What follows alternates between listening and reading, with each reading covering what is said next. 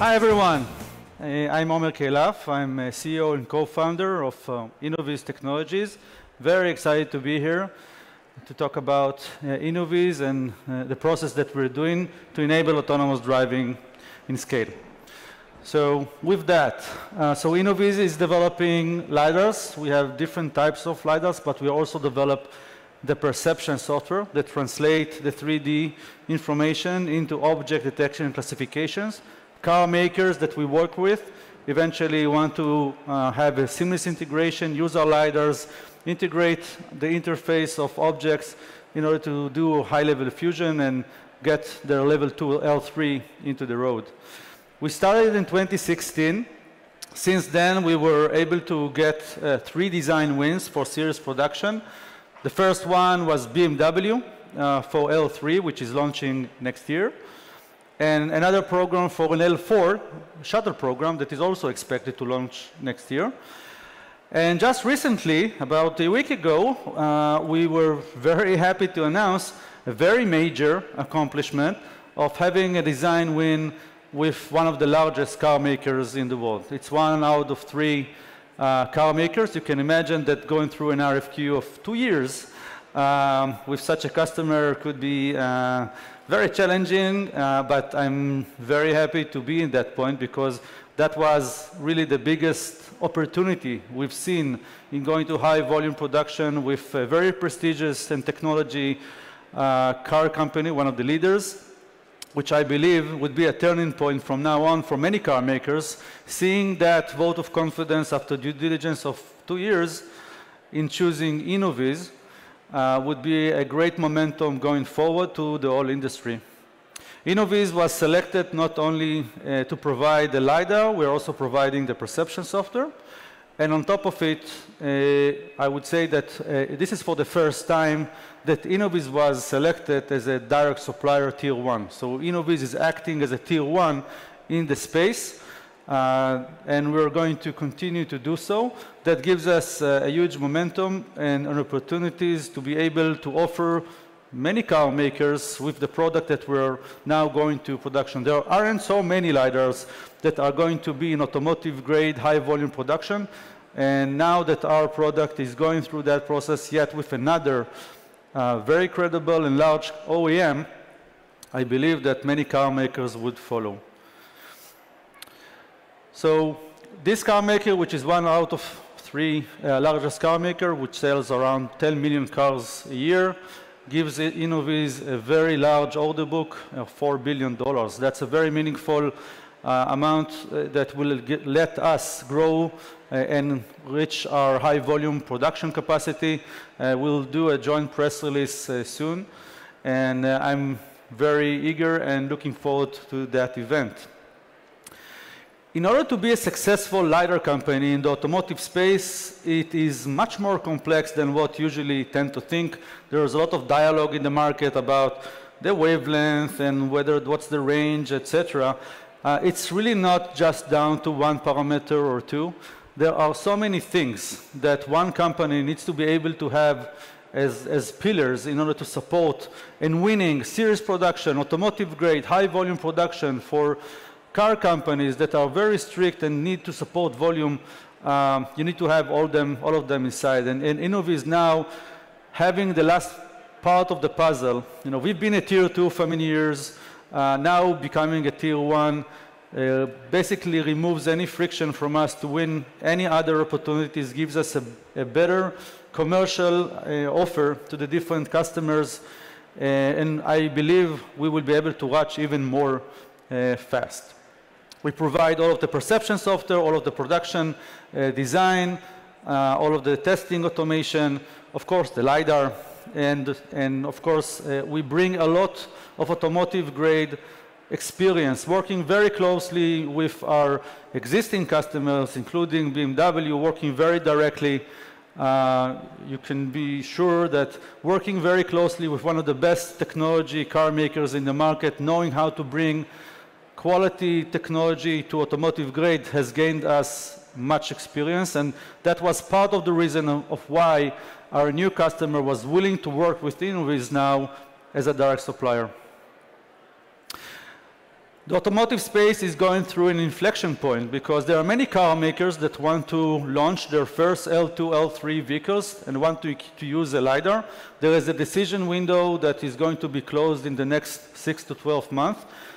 The first decision that was made this year, which we were really chasing for the last 2 years, was super meaningful. Having a large OEM making a decision basically for the next 12 years is very critical also for us. And we already see many car makers that see that decision as a great vote of confidence. Again, a very credible large OEM choosing Innoviz technology now with Innoviz 2, which is our next generation product that provides 30 times improvement in performance, a very significant cost reduction between the first version and the second. Basically provides a pricing point that enables mass scale. So we're very now focused on working on many other car makers that are in RFI and RFQ, and I'm certain that by the end of the year we will be able to add more of those design wins, getting ready for the inflection point of several car makers launching their L3 programs, and Innoviz being part of it. So we have several products. We have the Innoviz 1, and we have our Innoviz 1 demo here. We'll show it. Innoviz 2 is the next generation that we're just awarded with. We're at the B sample stage. Innoviz 2 is based on 1/4 of the cost of Innoviz 1 because we were able to dramatically remove many components, but improving the performance by 30 times. Innoviz 360, it's a new product. It is coming along. It will be available end of this year. And it will provide a disruption for a market that up until now didn't make much progress. Since the inception of Innoviz, we were very focused on the front-looking LiDARs for L3 because we knew that is the barrier for the entry of level 3 to the market, the price, the performance. And the 360 is primarily used today for non-automotive or robotaxis, which we saw that will take more time. Now that we see that market starting to grow, we see that the available products in the 360 market have stayed really behind. And very happy to be able to take our technology, our optical engine, and now direct it in a 360 manner. And that will provide a significant improvement in performance and a significant cost reduction that will enable those markets as well. Innoviz is very focused on the passenger vehicle. Those are the opportunities that I expect to see closing in the next 6 to 12 months. Those opportunities are critical because once those decisions will be made, we're talking about development of 3 years and then 10 years of deployment. That is why it's super critical for us as a company, knowing that our advantage is in this space. We need to focus there. But beyond that, there are many opportunities for LiDARs. LiDARs eventually are 3D sensors, and soon you'll see an example to that. There are many applications that can leverage on LiDARs, and we are very passionate to provide our technology to all of them. So this is Innoviz 1, and I'll show you a demo. A demo now. You take over. And you can use the opportunity to do a selfie in 3D. So this is you. This is coming from this sensor here. This is our first product, Innoviz 1. You can see the resolution, the field of view. This is pretty cool technology. It's always fun to get people impression of what exactly is a LiDAR. The first impression is a strange looking camera, but it's 3D. That's the point where people think that there is a helicopter taking a picture, but it's 3D. And as you can imagine, using 3D can benefit in many applications, not just automotive. But today, really, if you can talk about which type of customers can really give me a contract for millions of LiDARs, today it's in the automotive. But long term, when you talk about 3D, augmented reality, metaverse, surveillance, etc., 3D sensors would become a much bigger role in our life. Okay, let's go to the presentation back. So Now Innoviz 2. Innoviz 2 has 4 times the resolution, twice the vertical field of view, twice the frame rate, and a fraction of the price. This is super critical because up until now, working on like premium vehicles like BMW, our desire to make it accessible to the entire auto space. Coming along with Innoviz 2 is critical. And we're happy to be at the time where decisions are made with a product that is so much better and so much cheaper. We were able to win this huge program. This gives us another push. Now we have one of the largest car makers to make a decision on Innoviz technologies. Will definitely drive the market to rely on this amazing product. Innoviz 360, as I mentioned earlier, it's another category LiDAR for non-automotive, possibly for vehicles that are in the shuttle or trucks that requires urban scenarios. I believe that would be another disruption that we will be able to provide to the market. We're going to show it end of this year for the first time. I'm pretty excited about this product because I think it really leaps over many I would say, disadvantages of 360 sector today at a price point that would be enabling growth at that stage, at that market as well. And of course, the perception software. When we talk with car makers, they don't just want a LiDAR. They want to have the ability to understand the scene, not only to understand what they're looking at, they need also to understand how to project how the scene is continuously changing. In order to have not only a safe driving, but a smooth driving, it means that the car needs to understand which kind of objects are on the road. Like in chess, you have different tools that have different movement ways. Cars cannot do like this. People can, but slower. But the trajectory and understanding the context is critical. So giving that layer of understanding to the car allows not only to drive safely, but also in a smooth manner, because people want to feel comfortable in the car. Keeping the person safe means the car can brake all the time. That's not very difficult, but you don't want the person to throw up after 5 minutes and stop desiring using the car. You want the car to understand well everything that is in front of it to make the driving smooth and comfortable, so people would like to adopt it. I wrote a white paper that you are all invited to download from our website, from Innoviz website. It's just 30 pages long. It could have been 100, but my technical writer wanted to resign. It's quite interesting. We try to give some aspects, try to translate all of our knowledge about how to design a level 3 application and how we translate it into the LiDAR. Why eventually we designed Innoviz 2 in a certain way. And it all starts from the car feature requirements, how fast it needs to drive autonomously, where and in which weather or light conditions.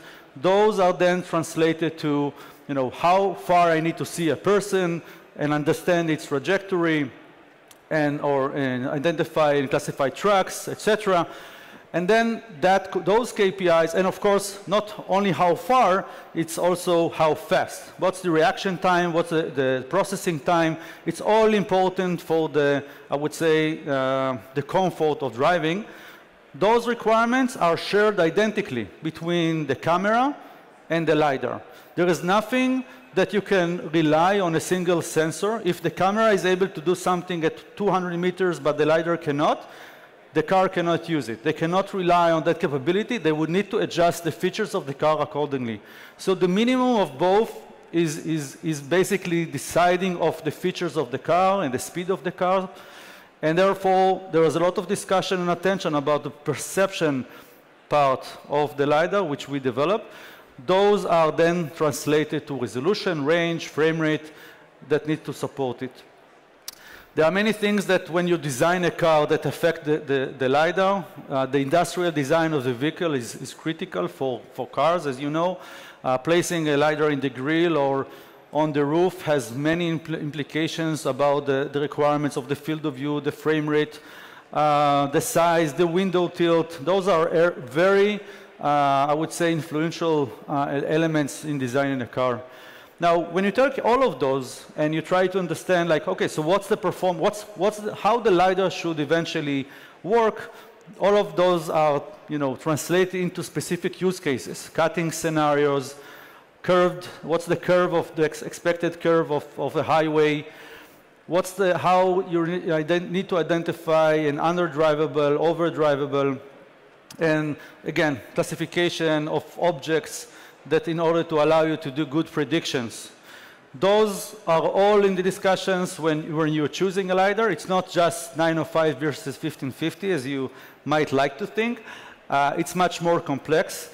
There are many elements that are related to the aging of the car. I mean, imagine you're selling a privately owned vehicle that needs to be on the road for 15 years, going through the automotive grade and understanding all of the things that you need to take into account into tolerances of the assembly, but also of aging, and of course, frame rate, reaction for a small object that could be harmful for the car. As an example, people think that range is like the most critical, but it's actually a combination of vertical resolution and range, because in order to identify an object that is too tall for the car to bump into, you need very high resolution across a very large part of the field of view, so you'll be able to identify that this object actually stands out. It's not just one point, somewhere in the view that you don't know what it is.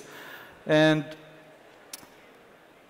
okay, so, and of course, there are many other parameters. I won't go too deep on them, but you're invited to, you can download this white paper if you're interested, or you can see there is also, I think, on YouTube, an hour where I'm talking about this. Okay, before I stop, I want to just share with you that Innoviz and NVIDIA were selected to present in the ECCV event. It's a major event done once a year on computer vision. And we're going to host many distinguished speakers in this event. And we're running a challenge. So there's going to be a challenge that we're going to share. You can win it if you want to participate. You'll get access to Innoviz 2, a new LiDAR data set, and access to Drive Sim data, so that we will share with you the details of this challenge later on. It will be available on our website. And of course, you're all invited to Israel as well to be there. It's a very nice weather. So thank you all very much. It was a pleasure for me to be on TechCrunch. Very exciting for me. And that's all. Thank you.